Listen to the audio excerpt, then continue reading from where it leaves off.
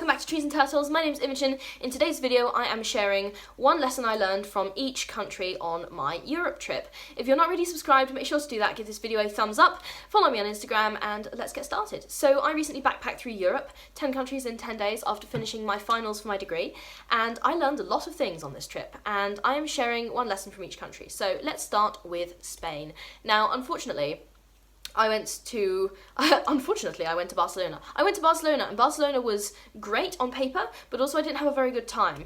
I got harassed quite a lot. So I learned that there is I experienced quite an intrusive culture of catcalling.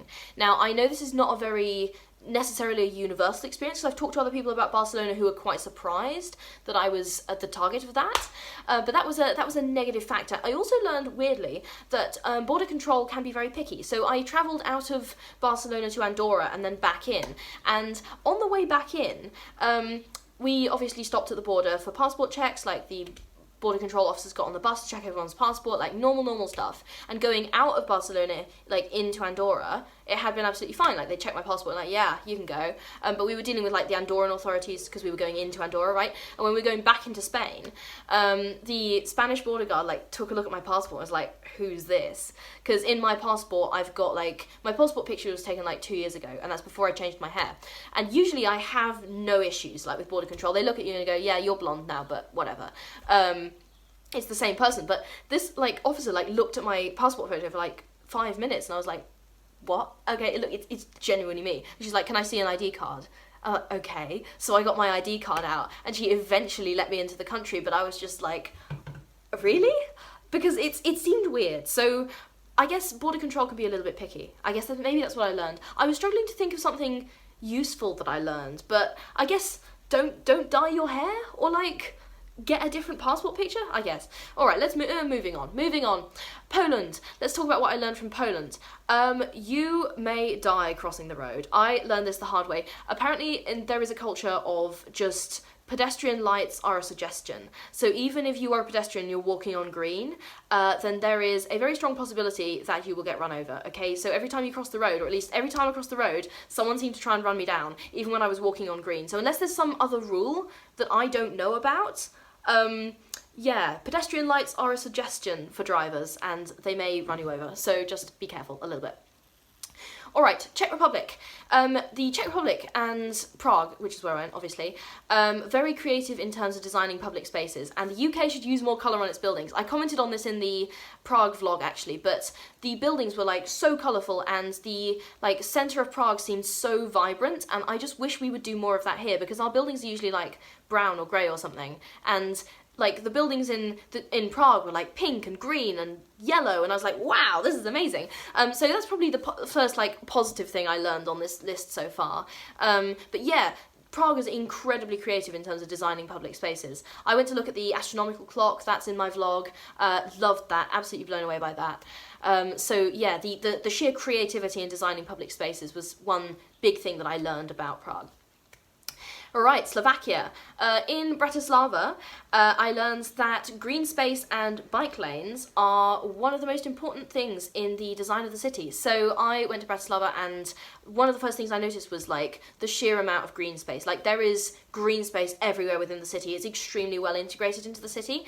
And bike lanes, like there are a lot of bike lanes, and it's an extremely bikeable city. It reminded me of Cambridge a lot that way, actually. But yes, no, green space and bike lanes are king. So that is what I learned in Slovakia. Portugal.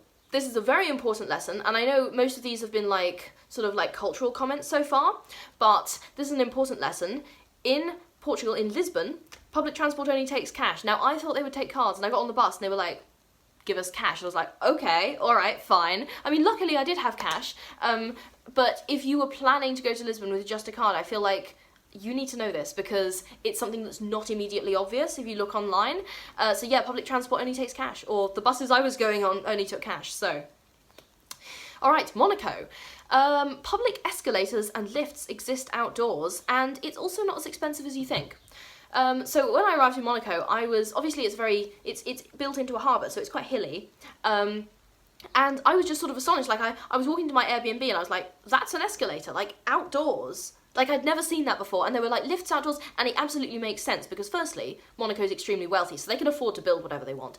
And secondly, that's a lot of hiking up and down hills if you're just trying to walk around the city, so it absolutely makes sense, but I just never considered that that could be a thing. And I thought it was very cool, because obviously, I was doing a lot of walking anyway, and I was glad to have some help with the hills.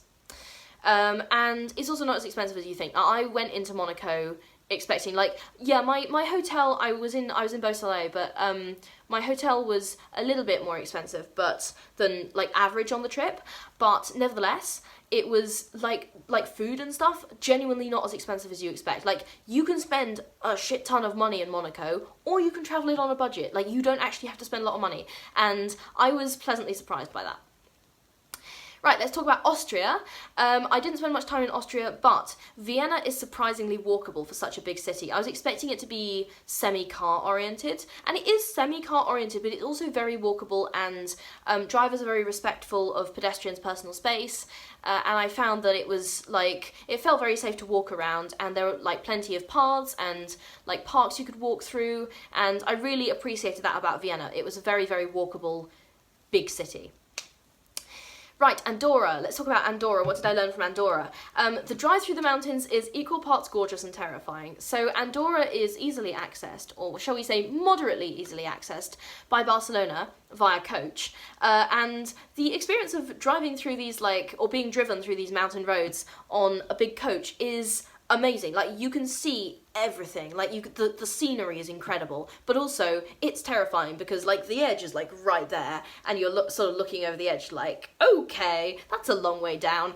But anyway, yes, the drive through the mountains is equal parts gorgeous and terrifying. That is what I learned.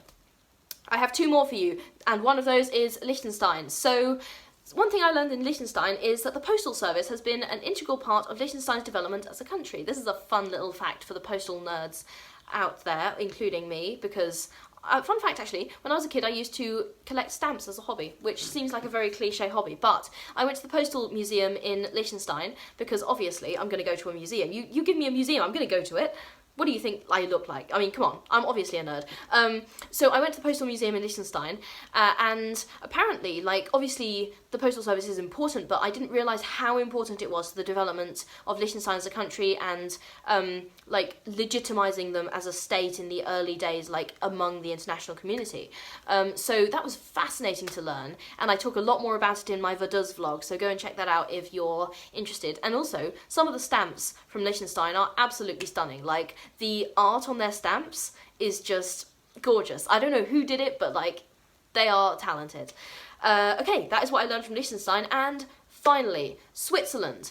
What did I learn from Switzerland? When I went to Geneva, I learned that Switzerland has something for everyone. Now, I mentioned in another video that it didn't feel like Switzerland, like Geneva, felt like there was a lot to do, but it didn't feel stressful. And I think that's a good, like, summary.